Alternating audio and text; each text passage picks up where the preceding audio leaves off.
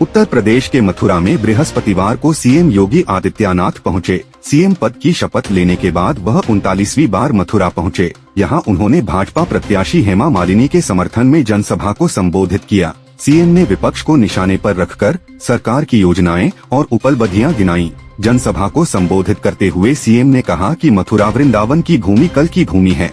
भगवान कृष्ण के बारे में कहा जाता है कि उन्होंने 16 कलाओं के साथ अपना अवतार लिया था। कल का सम्मान करने के लिए इससे अच्छी भूमि और कोई नहीं हो सकती है। इसीलिए भारत की सिनेमा जगत की प्रतिष्ठित अभिनेत्री हेमा मालिनी को भाजपा ने यहां से तीसरी बार चुनावी मैदान में उतारा है। यूपी के अल्पसंख्यक कल्याण मंत्री ओम प्रकाश राजभर ने कहा कि प्रदेश में जो मदरसे मानकों के अनुरूप काम कर रहे हैं वो चलते रहेंगे। हाई कोर्ट ने धार्मिक शिक्षा देने वाले मदरसों के संबंध में निर्णय दिया था। उन्होंने कहा कि इन मदरसों में पढ़ने वाले छात्रों और शिक्षकों को आसपास के अन्य स्कूलों में समायोजित किया जाएगा। उन्होंने कहा कि मदरसा बोर्ड के मामले पर यूपी सरकार सुप्रीम कोर्ट जाएगी और अपना पक्ष रखेगी। बता दें कि बीते दिनों इलाहाबाद हाई कोर्ट ने मदरसा बोर्ड को अवैध बताते हुए इसे भंग करने का आदेश दे दिया था। अब मामले में यूपी सरकार हाई कोर्ट में अपना पक्ष रखेगी। राजभर ने कहा कि किसी के साथ अन्याय नहीं होगा। इत्तेहाद मिल्लत काउंसिल (IMC) प्रमुख मौलाना तौकीर रजा ने दिल्ली में अस्पताल से छुट्टी के बाद अपने दिल्ली आवास पर मीडिया से बात की। इस दौरान केंद्रीय गृह मंत्री अमित शाह के बयान पर सवाल खड़े किए। उन्होंने कहा कि वह हक की आवाज उठाते रहेंगे, भले ही उन्हें मुख्तार अंसारी की तरह जेल में जहर देकर या अतीक और अशरफ की तरह पुलिस की मौजूदगी में गुंडों से गोली मरवा दिया जाए। मौलाना तौकीर राजा ने हाल ही में उन्हें फरार घोषित करने को लेकर भी नाराजगी जाहिर की। उन्होंने कहा कि डॉक्टरों ने उन्हें छुट्टी नहीं दी थी, लेकिन थोड़ा सुधार होते ही ऐसी बातों को सुनकर वह अस्पताल से आ गए हैं। वह देश के संविधान और लोकतांत्रिक व्यवस्था में यकीन रखते हैं। कोर्ट में पेश होने, जेल जाने या फांसी पर चढ़ने से नहीं डरते हैं। वह जल्दी ही कोर्ट के सामने पेश के होंगे। उत्तर प्रदेश के मथुरा से सांसद हेमा मालिनी का एक वीडियो बृहस्पतिवार को सोशल मीडिया साइट एक्स पर तेजी से वायरल हो रहा है। इसमें वह हेलीकॉप्टर से उतरती हैं और कार में बैठने के लिए आती हैं। इसी बीच उनकी आवाज सुनाई देती है। वह कार चालक से गाड़ी की सीट पीछे करने की बात कहती हैं।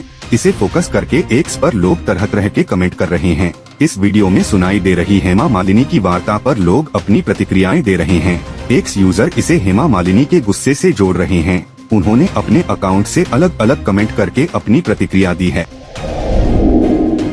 गजरौला के तिगरी गंगा तट पर बुजुर्ग महिला का अंतिम संस्कार करने आए 3 युवक गंगा में डूब गए। एक युवक को बचा लिया गया, जबकि 2 युवक गहरे जल में समा गए।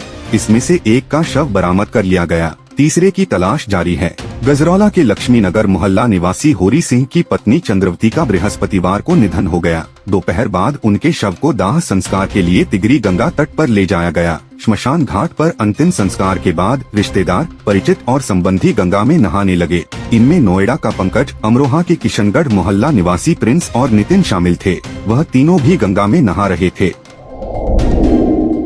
बरेली में पूर्व सांसद व बरेली लोकसभा से सपा इंडिया गठबंधन के प्रत्याशी प्रवीण सिंह ऐरन और पूर्व मेयर सुप्रिया ऐरन की ओर से होली मिलन समारोह का आयोजन किया गया। कार्यक्रम का आयोजन जवाहरलाल नेहरू युवा केंद्र बरेली में किया गया, जहां ऐरन दंपति ने समारोह में आए सभी पार्टी कार्यकर्ताओं एवं अतिथियों का स्वागत किया। कार्यक्रम में पार्टी कार्यकर्ताओं, सामाजिक संस्थाओं, मतदाताओं, समाज के संभ्रांत व्यक्तियों का स्वागत व अभिनंदन किया गया। इस अवसर पर पूर्व सांसद प्रवीण सिंह ऐरन ने अपने संबोधन में कहा कि हम पूरे जोश के साथ आज इस प्रांगण में मौजूद है। ऐरन ने सभी लोगों से गले मिलकर होली की शुभकामनाएं दी। बरेली में ऑल इंडिया मुस्लिम जमात के राष्ट्रीय अध्यक्ष मौलाना शहाबुद्दीन रजवी बरेलवी ने मुसलमानों को लेकर कांग्रेस नेता राहुल गांधी पर निशाना साधा है। ऑल इंडिया मुस्लिम जमात के राष्ट्रीय अध्यक्ष मौलाना शहाबुद्दीन रजवी बरेलवी ने मुस्लिम पर्सनल बोर्ड द्वारा राहुल गांधी को लिखे गए पत्र का समर्थन करते हुए कहा कि कांग्रेस के पूर्व अध्यक्ष राहुल गांधी भारत के तमाम मुद्दों पर बात करते हैं। ये उनकी अच्छी बात है, मगर मुसलमानों के देश में उत्पन्न मसाइल पर नहीं बोलते हैं, जबकि उनको चाहिए कि देश और प्रदेश में मुसलमान जिन मसाइल से जूझ रहा है उस पर खुलकर बोले। बरेली में जिला निर्वाचन अधिकारी रविंद्र कुमार ने आज लोकसभा सामान्य निर्वाचन 2024 हेतु बरेली एवं आंवला लोकसभा क्षेत्र के नामांकन कक्षों का निरीक्षण किया। निरीक्षण के दौरान नामांकन के समय निर्वाचन आयोग द्वारा निर्धारित गाइडलाइन के अनुसार व्यवस्थाएं कराए जाने के संबंध में संबंधित अधिकारियों को आवश्यक निर्देश दिए। निरीक्षण के समय संबंधित अधिकारियों को निर्देश दिए गए कि नामांकन कक्षों में सभी कैमरे सही दिशा में लगाए जाएं, जो कि सुचारू रूप से चालू रहे तथा समस्त फॉर्मों के लिए अलग अलग डेस्क बनाई जाएं। शाहजहांपुर में मां के साथ नानी के घर आई शिवम कुमार की 6 माह की बेटी निहारिका की गला घोंटकर हत्या कर दी गई। देर शाम आई पोस्टमार्टम रिपोर्ट में हत्या की पुष्टि हुई है। पिता के मुताबिक उसकी पत्नी से अनबन चल रही थी। उसने पत्नी, सास ससुर व साले पर हत्या का आरोप लगाया है। सिंधौली थाना क्षेत्र के गांव उल्लिया निवासी शिवम कुमार की पत्नी राजबेटी होली से पहले अपनी 6 महीने की बेटी को लेकर 21 मार्च को बंडा के सिंघापुर पनई स्थित मायके आई थी। इस बीच उसने पति पर मारपीट का आरोप लगाते हुए बंडा थाने में तहरीर दी थी। शिवम के अनुसार मंगलवार की सुबह 10 बजे साले चंद्रपाल ने कॉल कर बेटी निहारिका की तबीयत खराब होने की जानकारी दी थी। कुछ देर के बाद उसकी मौत की सूचना दी।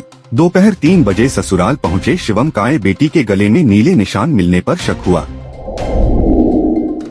यूपी एटीएस ने अवैध रूप से भारत में प्रवेश करने वाले हिजबुल मुजाहिदीन के 3 आतंकियों को नेपाल भारत के सोनौली बॉर्डर से गिरफ्तार कर लिया है। इनमें से 2 पाकिस्तान के रहने वाले हैं, जबकि एक कश्मीर का निवासी है। यूपी एटीएस को सूचना मिली थी कि कुछ पाकिस्तानी नागरिक आईएसआई के सहयोग से नेपाल सीमा से भारत में प्रवेश करने वाले हैं, जिस पर एटीएस की फील्ड इकाई गोरखपुर ने सर्विलांस की मदद से मोहम्मद अल्ताफ भट्ट रावलपिंडी, सैयद गजनफर इस्लामाबाद और नासिर अली जम्मू एंड कश्मीर को गिरफ्तार कर लिया। ये सभी भारत में आतंकी घटनाओं को अंजाम देने का मंसूबा रखते हैं और आईएसआई के सहयोग से हिजबुल मुजाहिदीन के ट्रेनिंग कैंप से प्रशिक्षण भी ले चुके हैं।